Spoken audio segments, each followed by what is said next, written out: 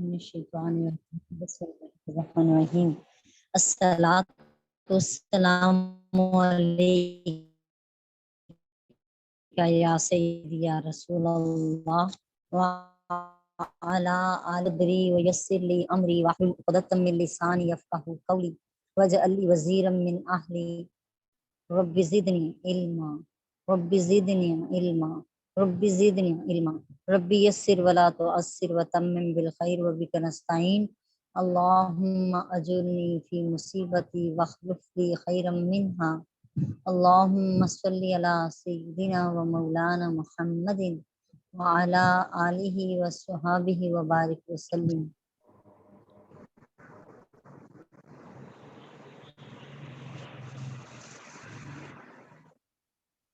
جامعہ دختران اسلام کے ترجمۃ القرآن کورس میں آپ کو خوش آمدید ہے۔ اللہ تعالیٰ آپ کا ہمارا مل بیٹھنا اور قرآن کو پڑھنا سننا سنانا پڑھنا پڑھانا اپنی بارگاہ میں قبول و منظور فرما لے۔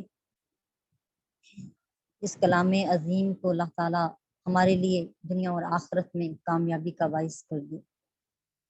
اور اس کلام عظیم کی آیات کو ہمارے لیے شفا کا باعث کر دیں۔ اللہ تعالیٰ ہمیں زبان کان اور دل کی فتنے سے محفوظ رکھے اور میری زبان پہ کلمہ حق جاری فرمائے۔ اعوذ باللہ من الشیطان الرجیم بسم اللہ الرحمن الرحیم۔ بہت اہم ٹاپک ہے آج کا اور غور سے سننے والا ہے۔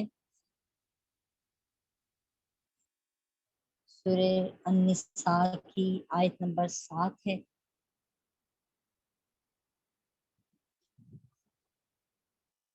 اعوذ باللہ من الشیطان الرجیم بسم اللہ الرحمن الرحیم۔ للرجال نصیب مما ترک الوالدان والاقربون وللنساء نصیب مما ترک الوالدان والاقربون مما قل منه او کثر نصیبا مفروضا۔ لی واسطے الرجالی مردوں کے نصیب حصہ ہے، مردوں کے لیے حصہ ہے، مما ترک الوالدان جو ان کے والدین نے چھوڑا ہے، والاقربون اور ان کے قرابت داروں نے چھوڑا ہے، وللنساء نصیب اور عورتوں کے لیے اس میں سے حصہ ہے، مما ترک الوالدان جو عورت کے والدین نے چھوڑا ہے، والاقربون اور اس کے قریبی رشتہ داروں نے چھوڑا ہے، مما قل منہ او کثر نصیبا مفروضا۔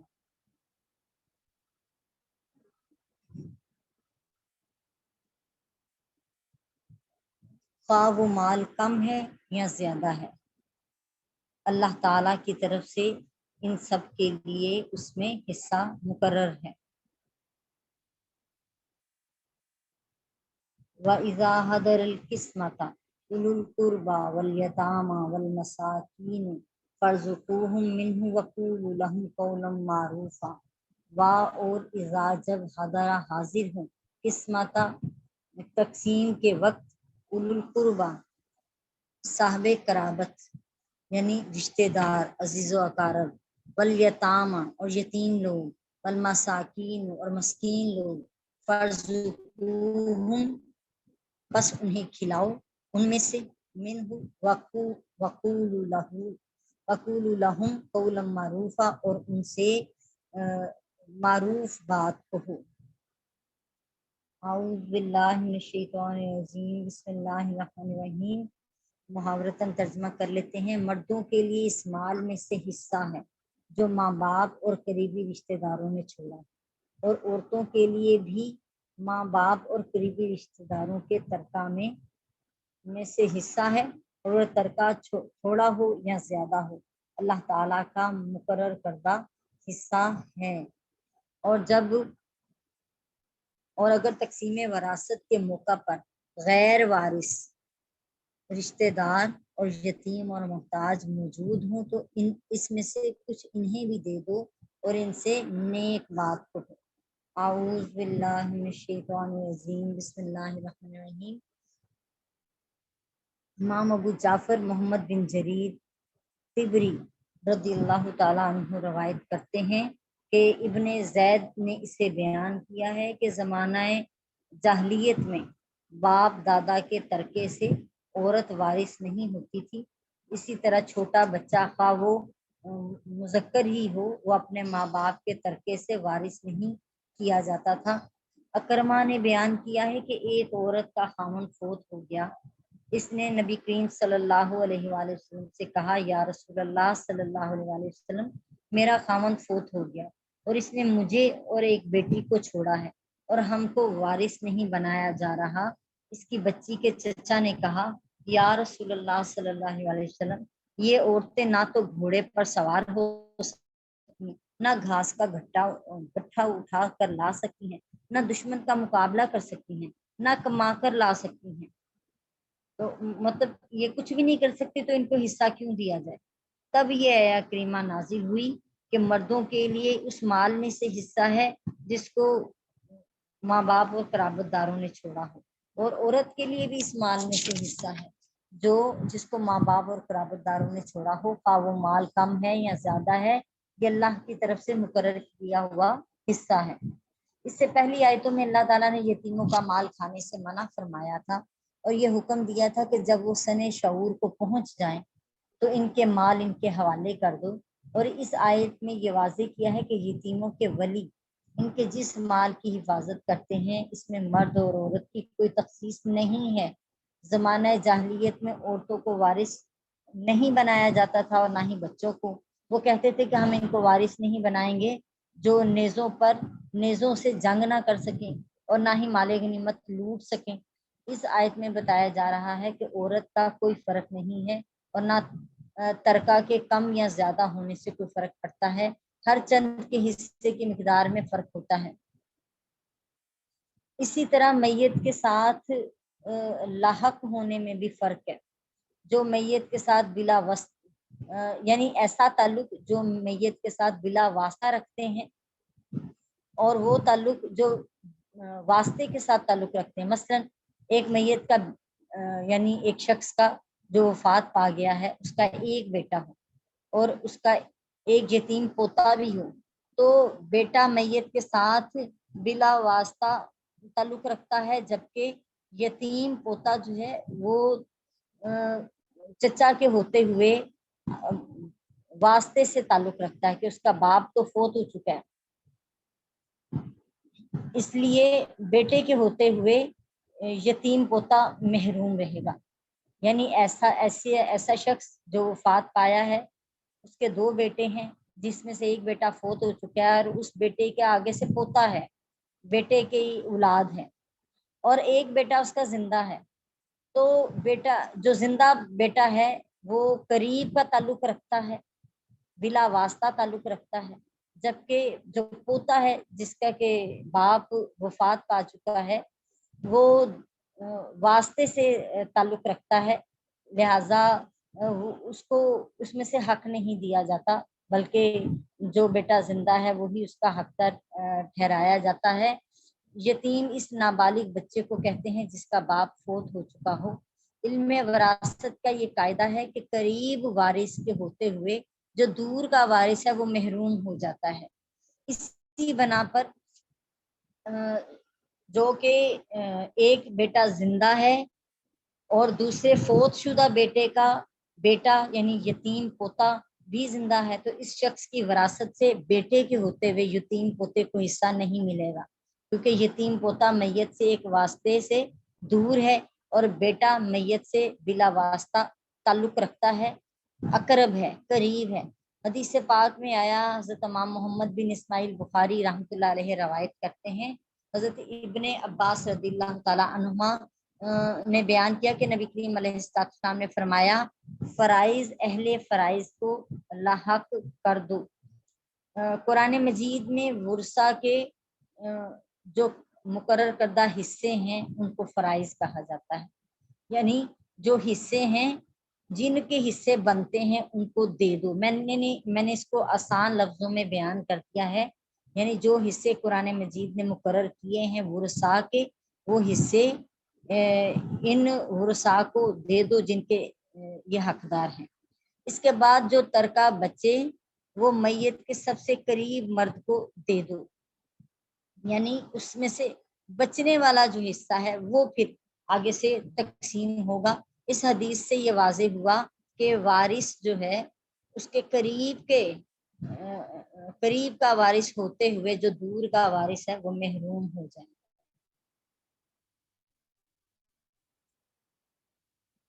مال وراثت کی تقسیم جو ہے وہ ضرورت کے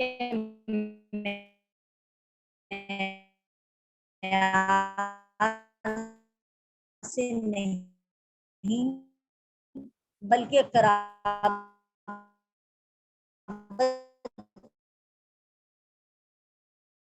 کے معیار سے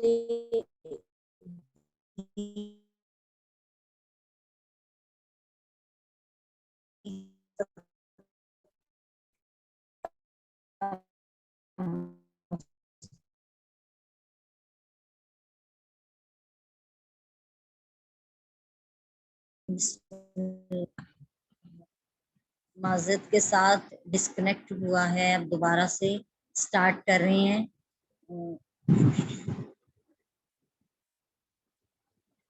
اعوذ باللہ من الشیطان الرجیم، بسم اللہ الرحمن الرحیم۔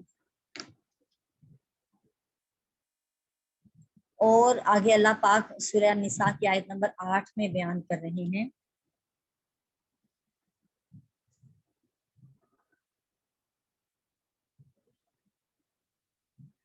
کہ اگر تقسیم وراثت کے موقع پر غیر وارث رشتہ دار اور یتیم اور محتاج موجود ہوں تو اس میں سے کچھ انہیں بھی دے دو اور ان سے نیک بات کہو۔ اور جب ترکے کی تقسیم کے وقت غیر وارث قرابت دار یتیم اور مسکین موجود ہوں تو اس ترکے سے انہیں بھی کچھ دے دو اور ان سے خیر خواہی کی بات کرو۔ اس آیت میں یہ بتایا جا رہا ہے کہ ایمان والو، جب تم اپنے کسی رشتہ دار کا ترکہ تقسیم کرو اور تقسیم کے وقت ایسے رشتہ دار اور یتیم آ جائیں جن کو اس ترکے سے شریعت کی روح سے کچھ نہیں مل رہا، یا دوسرے غریب اور مسکین لوگ آ جائیں تو اس طریقے سے انہیں بھی کچھ دو اور ان سے نرمی اور خیر خواہی کی بات کرو۔ مثلا یہ کہو کہ تم یہ مال لے لو، تمہیں اللہ برکت دے۔ اس حوالے سے ایک حدیث پاک سناؤں گی کہ ایسا عمل کرنا کہ وراثت کے مال میں سے غیر وارثوں کو جو کہ مستحق ہیں ان کو دینا مستحب عمل ہے۔ امام محمد بن سیرین رحمۃ اللہ علیہ سے مروی ہے کہ حضرت عبیدہ سلمانی رحمۃ اللہ علیہ نے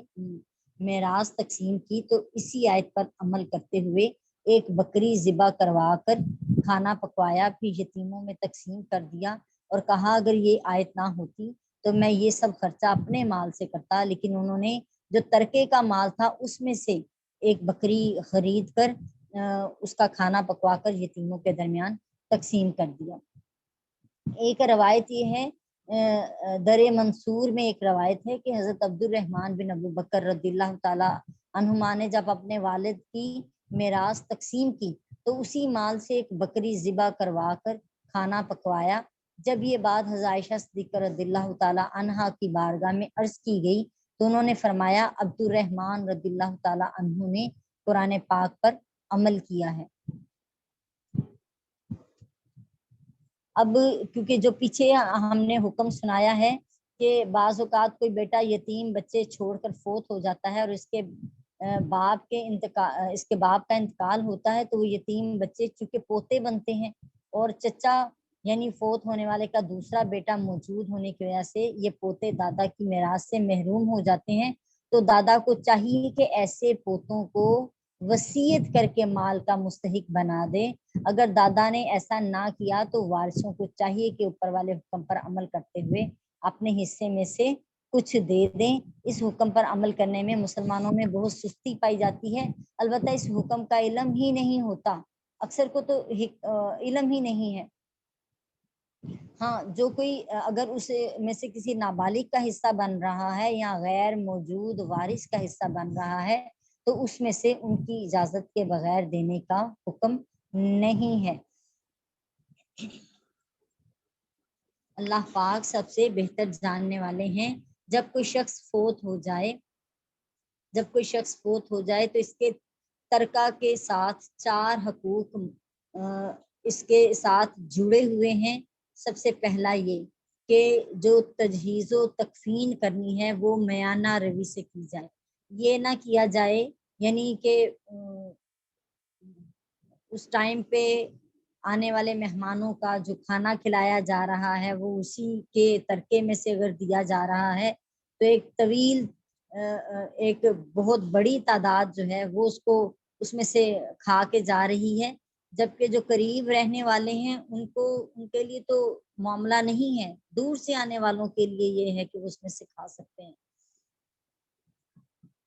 یا پھر ان کی قبر پر اتنے زیادہ ایکسٹرا آرڈنری جو ہے پیسے خرچ کر دیے جائیں، بلکہ کہا یہ تجہیز و تکفین کا معاملہ بڑی میانہ روی یعنی اعتدال کے ساتھ کیا جانا چاہیے۔ نمبر 2 کہ اس کے ترکے سے اس کا سب سے پہلے قرض ادا کیا جائے، اور اگر اس نے اپنی بیوی کو مہر ادا نہیں کیا تو مہر بھی میت پر قرض ہی ہے، اس کو بھی ترکے کی تقسیم سے پہلے ادا کیا جانا چاہیے۔ نمبر 3 یہ کہ 1/3 مال میں سے وہ جو شخص فوت ہو چکا ہے وہ وصیت کر سکتا ہے، 1/3 مال میں سے وصیت کر سکتا ہے اپنے ترکے کی،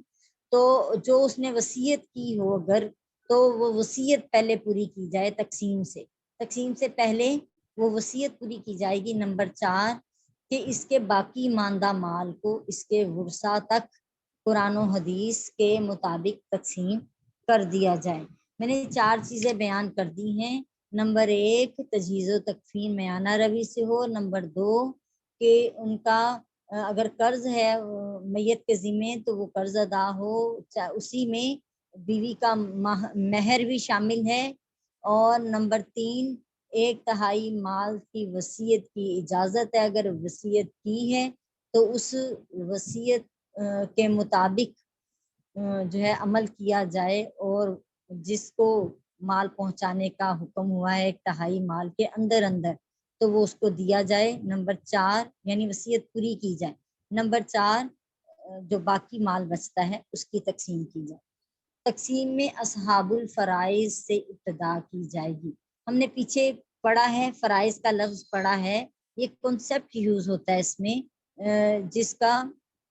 یعنی مختلف اصطلاحات استعمال کی جاتی ہیں۔ ان میں سے یہ فرائض کا جو حکم آیا ہے قرآن مجید میں، جو ورثہ کے مقرر کردہ حصے ہیں ان کو فرائض کہا جاتا ہے۔ تو کہا جن کو اللہ تعالیٰ نے یہ فرائض دیے ہیں وہ یعنی اہل فرائض، ان کو اہل فرائض کہا جائے گا جن کے وہ حصے ہیں، اور جو حصہ ہے اس کو فرائض کہا جائے گا۔ تو جن کے حصے قرآن مجید میں مقرر کر دیے گئے ہیں، مثلا ایک بیٹی، اگر صرف اس شخص کی صرف ایک بیٹی ہے تو آدھا مال جو ہے اس بیٹی کا ہے،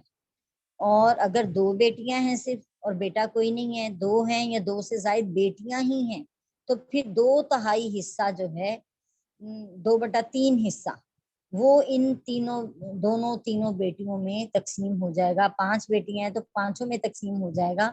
اگر اولاد نہ ہو تو خاوند کو تو بیوی کی وراثت سے خاوند کو آدھا حصہ ملے گا، اور اگر اولاد موجود ہے تو بیوی کی وراثت سے خاوند کو 4تھا حصہ ملے گا۔ یہ کل 6 حصے ہیں۔ میں ان کے کنسیپٹ آپ کو بتا دیتی ہوں تاکہ آپ کو یہ لرن ہو جائیں۔ نصف کہتے ہیں آدھے کو، نصف کہتے ہیں آدھے کو، ربع کہتے ہیں 1/4 کو، سمن کہتے ہیں 8ویں حصے کو، سدس کہتے ہیں 6ٹھے حصے کو، سلس کہتے ہیں 1/3 حصے کو، اور 2 سلس کہتے ہیں 2/3 حصے کو۔ اور ان کے لینے والے 12 ہیں، 4 مرد ہیں یعنی باپ،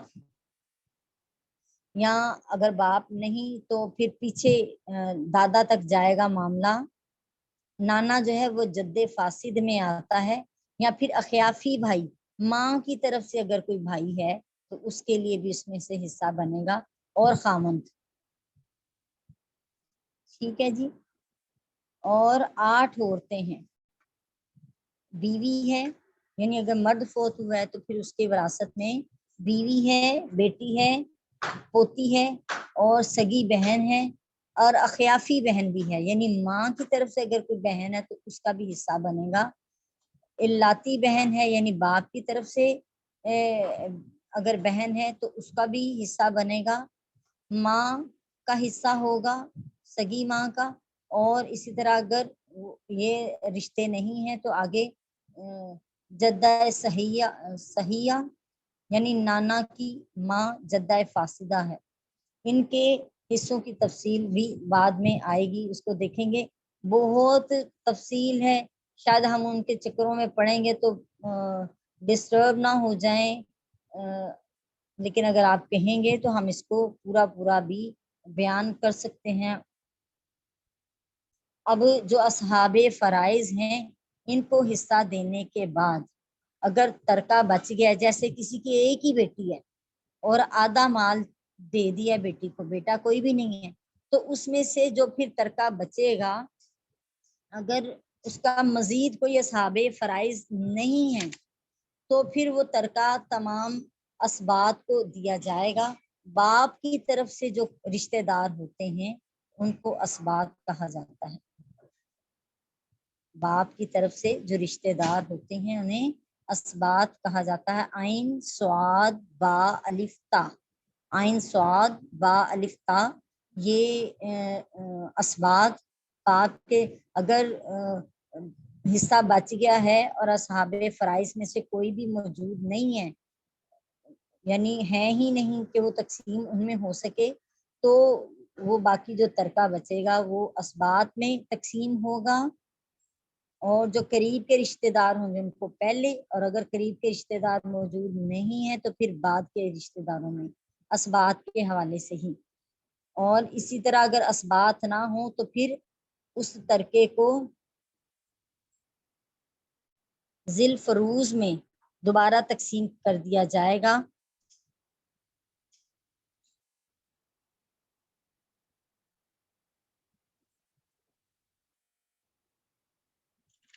ہم آپ کو اس کی مثال بیان کر دیتے ہیں تاکہ آپ مزید چکروں میں نہ پڑیں۔ اس آیت کی تفسیر میں ہم یہ کہہ سکتے ہیں کہ اگر کوئی شخص فوت ہو گیا، اس کا ایک بیٹا، دو بیٹیاں ہیں، اس کا ایک چچا بھی ہے اور ایک بھانجا بھی ہے، اس صورت میں جو بیٹا ہے وہ اسبہ بنفسی ہی ہے اور بیٹیاں اسبہ بالغیر ہیں، یعنی ان کا اپن قریب کے یہ ہیں اور ان کا حصہ ہے۔ چچا بھی اسبہ ہے مگر بیٹے کی نسبت دور ہے، بھانجا جو ہے وہ تیسرے درجے میں جا کے داخل ہوتا ہے، لیکن وہ بھی قریب کے رشتوں میں نہیں آتا، یہ تیسرے درجے میں ہے۔ اس صورت میں کل ترکے کے 4 حصے بنیں گے، جو 2 حصے بیٹے کو ملیں گے اور ایک ایک حصہ دونوں بیٹیوں کو ملے گا۔ چچا جو ہے وہ کیونکہ دور کے ہی حصے میں آ رہا ہے وہ محروم ہو جائے گا، بھانجا بھی جو ہے وہ بھی کیونکہ اصلی فرائض اہل فرائض موجود ہیں، لہٰذا جو دوسرے نمبر پہ یا تیسرے درجے پہ جو حصے دار ہوں گے ان سب کو محروم کر دیا جائے گا، اور جو اصلی اس کے فرائض ہیں اہل فرائض ہیں ان میں وہ تقسیم ہو جائے گا۔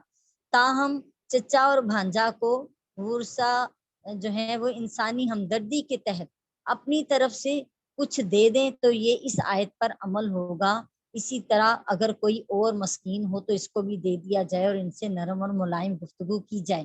جیسے بنی اسرائیل کی آیہ کریمہ 26 میں بیان کیا، اور رشتہ داروں کو ان کے حق دے دو اور مسکینوں اور مسافروں کو بھی دے دو اور فضول خرچی نہ کیا کرو۔ سورہ زاریات کی آیت نمبر 19 میں آیا ہے۔ اس سے معلوم ہوا، یہ جو ہم نے بنی اسرائیل کی آیت پڑھی ہے اس سے پتہ چل رہا ہے کہ اگر کوئی شخص اپنے رشتہ داروں کو کچھ دے رہا ہے تو ان پر احسان نہیں کر رہا بلکہ ان کا حق ان تک پہنچا رہا ہے، جس کا حکم اللہ تعالیٰ نے ارشاد فرمایا ہے۔ سورہ زاریات کی آیت نمبر 19 میں اللہ پاک فرماتے ہیں، اور ان کے مالوں میں سوال کرنے والے اور محروم لوگوں کا بھی حق ہے۔ سوال کرنے والوں سے مراد جو مانگنے والے ہیں، جو کہ بھی ہم غریب